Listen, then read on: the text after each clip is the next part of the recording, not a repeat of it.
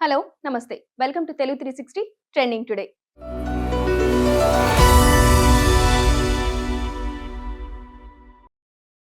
కల్తీ మద్యం కేసు ప్రధాన నిందితుడు జనార్దన్ రావు ఎవరో తనకు తెలియదని జోగి రమేష్ చెప్పిందంతా అబద్ధమేనని తేలిపోయింది.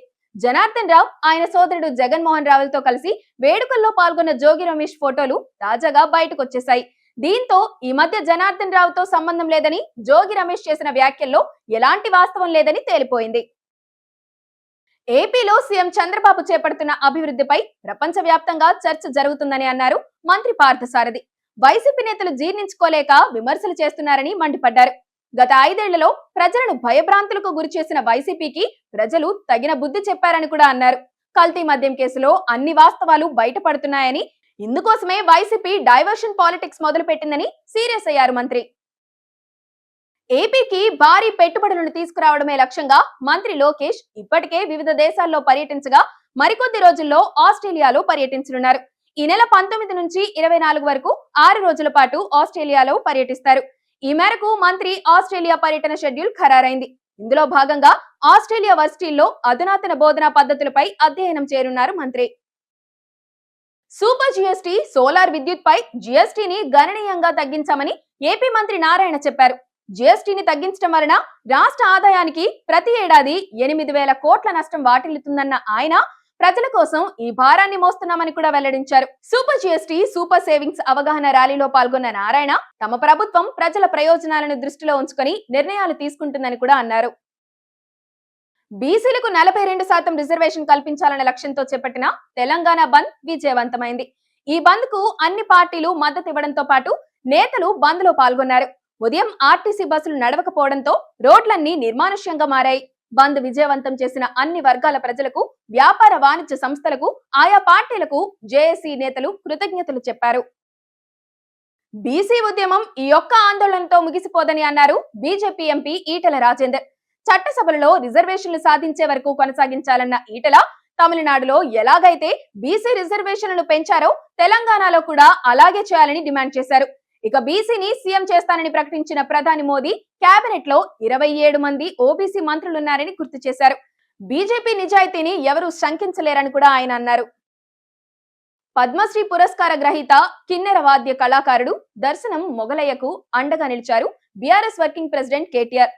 ఆరోగ్యం, ఇంటి స్థలం సమస్యలతో ఇబ్బంది పడుతున్న మొగలయ్యకు అన్ని విధాలా సహాయం చేస్తానని హామీ ఇచ్చారు. కొంతకాలంగా తన కంటి చూపు మందగించిందని చెప్పడంతో కేటీఆర్ స్పందించారు. హైదరాబాద్ లోని ప్రఖ్యాత ఎల్వి ప్రసాద్ కంటి ఆసుపత్రిలో వైద్యం అందించే బాధ్యతను తీసుకుంటానని భరోసా ఇచ్చారు. తెలంగాణ జాగృతి తరపున నిర్వహించిన బీసీ ధర్నా మానవహారంలో కవిత పెద్ద కుమారుడు పాల్గొన్నారు. బీసీలకు 42% రిజర్వేషన్లు సాధిస్తామన్న డిమాండ్ ఉన్న ప్లకార్డులను పట్టుకుని రోడ్డుపై బైఠాయించారు. ఈ ధర్నాలో ఆయన హైలైట్ అయ్యారు. అమెరికాలో చదువు పూర్తి చేసుకుని వచ్చిన ఆదిత్య ప్రస్తుతం తల్లితో పాటు రాజకీయాల్లో అడుగు పెట్టాలని డిసైడ్ అయినట్లుగా కనిపిస్తుంది. ఢిల్లీలో భారీ అగ్ని ప్రమాదం చోటు చేసుకుంది. ఎంపీల నివాస సముదాయమైన బ్రహ్మపుత్ర అపార్ట్మెంట్స్ లో పెద్ద ఎత్తున మంటలు చెలరేగాయి. ఘటనా స్థలానికి చేరుకున్న అగ్నిమాపక సిబ్బంది మంటలను అదుపులోకి తీసుకొచ్చారు. సమాచారం అందుకున్న అధికారులు 14 ఫైర్ ఇంజన్లను మోహరించారు. దాదాపు గంట పాటు శ్రమించిన అగ్నిమాపక సిబ్బంది మంటలను అదుపులోకి తెచ్చినట్టు అధికారులు వెల్లడించారు. పసిడి ధరలకు కాస్త బ్రేక్ పడింది. కొద్ది రోజులుగా రాకెట్ వేగంతో దూసుకెళ్తున్న గోల్డ్ ధరలు కాస్త శాంతించాయి. ధనత్రయోదశి సందర్భంగా బంగారం ధరలు స్వల్పంగా తగ్గాయి. తులం బంగారంపై 1,900 రూపాయలు తగ్గింది. దీంతో పలు నగరాల్లో బంగారం ధరల్లో మార్పులు చోటు చేసుకున్నాయి. దీపావళి ముంగిట బంగారం ధరలు తగ్గుముఖం పట్టడం కాస్త ఊరట కలిగించింది. భారతదేశపు సాంకేతిక సత్తాను ప్రపంచానికి చాటి చెబుతూ కేంద్ర ఐటీ కమ్యూనికేషన్ శాఖ మంత్రి అశ్విని వైష్ణవ్ కీలక ప్రకటన చేశారు. అత్యంత సంక్లిష్టమైన 2 నానోమీటర్ల సెమీ కండక్టర్ చిప్లను మన దేశంలోనే డిజైన్ చేస్తున్నామని, ఈ రంగంలో ప్రపంచ మార్కెట్ ను శాసించే సత్తా భారత్ కు ఉందని ఆయన ధీమా వ్యక్తం చేశారు. ఢిల్లీలో జరిగిన ఎన్టీవీ వరల్డ్ సమిట్ లో ప్రసంగించిన ఆయన స్వదేశీయంగా అభివృద్ధి చేసిన ఒక సెమీ కండక్టర్ వేఫర్ ను చేతిలోకి తీసుకుని ప్రదర్శించారు. కేంద్ర రక్షణ శాఖ మంత్రి రాజ్నాథ్ సింగ్ కీలక వ్యాఖ్యలు చేశారు. ఆపరేషన్ సింధూర్ అనేది కేవలం ట్రైలర్ మాత్రమేనని హెచ్చరించిన ఆయన పాకిస్తాన్ లోని ప్రతి అంగుళం బ్రహ్మోస్ క్షిపణి పరిధిలోనే ఉందని ఆసక్తికర వ్యాఖ్యలు చేశారు. అక్కడ తొలి విడత బ్రహ్మోస్ క్షిపణులు ఉత్పత్తి పూర్తయింది. వాటిని కేంద్ర ప్రభుత్వం సైన్యానికి అప్పగించింది. ఉత్తరప్రదేశ్ రక్షణ పరిశ్రమ కారిడార్ కు ఇది ఒక మైలురాయిగా నిలుస్తుందని రాజ్నాథ్ అన్నారు. రష్యా నుంచి భారత్ చమురు కొనుగోలు చేయదని మరోసారి స్పష్టం చేశారు అమెరికా అధ్యక్షుడు డొనాల్డ్ ట్రంప్. భారత్ ఇప్పటికే వెనక్కి తగ్గిందని, రష్యా నుంచి ఆయిల్ కొనడాన్ని ఆపేసిందని కూడా ఆయన అన్నారు.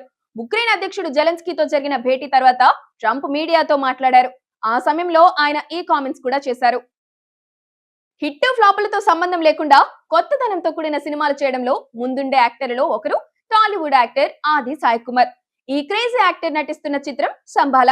ఇప్పటికే ఆది సాయి కుమార్ శంబాల ఫస్ట్ లుక్ నెట్టింట హల్చల్ చేస్తుంది.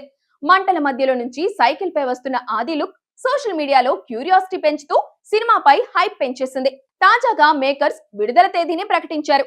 మిస్టికల్ వరల్డ్ లోకి క్రిస్మస్ కానుగ్గా డిసెంబర్ 25న తీసుకెళ్లబోతున్నామంటూ ట్వీట్ కూడా చేశారు. మహమ్మద్ షమి ఫిట్ గా ఉంటే జట్టులోకి ఎందుకు తీసుకోమంటూ చీఫ్ సెలెక్టర్ అజయ్ తగార్కర్ చేసిన వ్యాఖ్యలపై దుమారం రేగుతున్న విషయం తెలిసిందే. ఈ వ్యాఖ్యలపై తాజాగా షమి స్పందించాడు.